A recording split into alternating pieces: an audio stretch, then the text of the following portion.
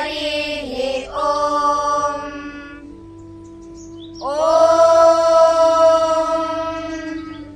भद्रं कर्णेभिः शृणुयाम देवाः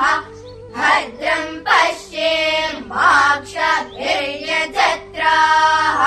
स्थिरैरङ्गैः सुष्ठुवागुंसस्तनूभिः यशेमदेवहितै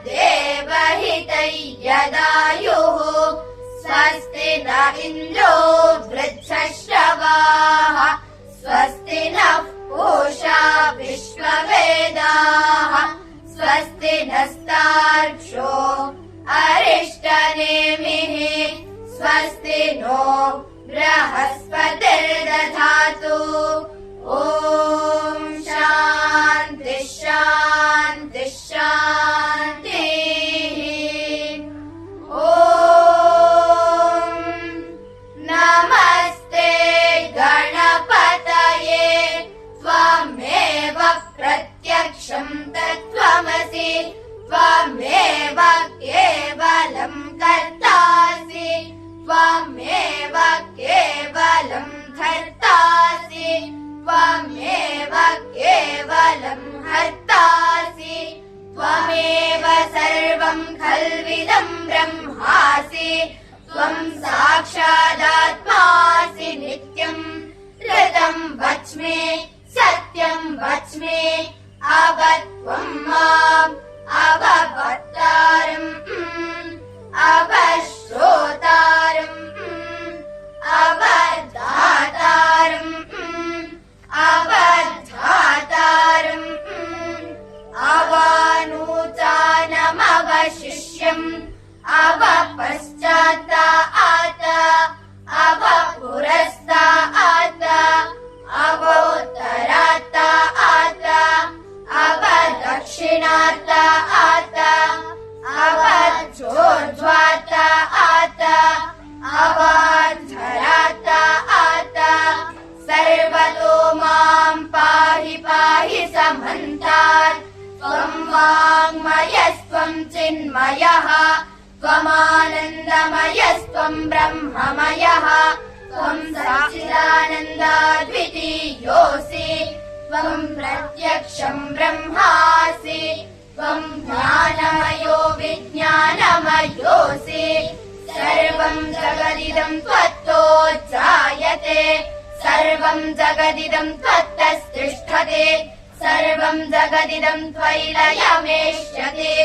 सर्वं जगदिदं त्वयि प्रत्येति त्वं भूमिरापो नलो निलो नभः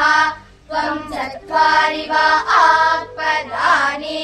त्वं गुणत्रयातीतः त्वम् अवस्थात्रयातीतः त्वं देहत्रयातीतः त्वं कालत्रयातीतः त्वं मूलाधारे स्थितोऽसि नित्यम् त्वं शक्तित्रयात्मकः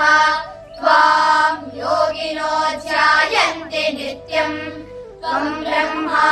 त्वं विष्णुस्त्वं रुद्रस्त्वमिन्द्रस्त्वमग्निस्त्वं वायुस्त्वं सूर्यस्त्वं चन्द्रमास्त्वं ब्रह्मा भूर्भुवस्वरो गणादेः पूर्वमुच्चार्य वर्णादेः तदनन्तरम्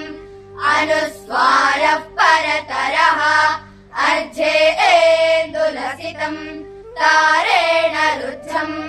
एतत्तव मनुस्वरूपम् तकारः पूर्वरूपम् अकारो मध्यमरूपम्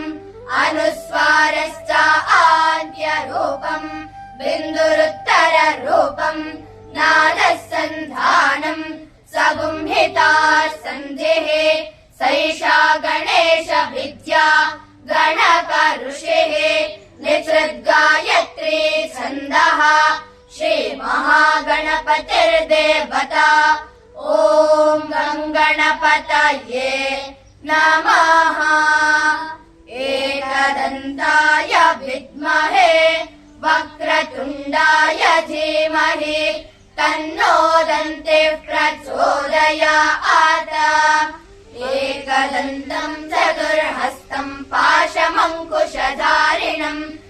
अभयम् च वरदम् हस्तैर्बिभ्राणम् मूषकध्वजम्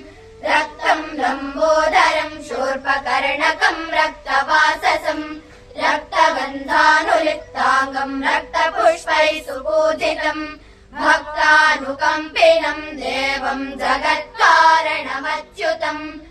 आविर्भूतम् च सृष्ट्यादौ प्रकृतेः पुरुषात् परम्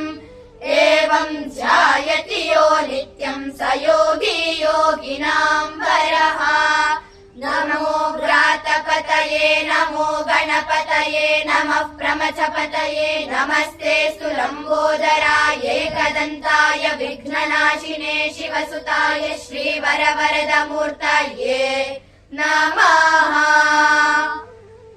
हरिः ओम् तत्सत्। श्रीरामकृष्णार्पणमस्तु। धन्यवादः।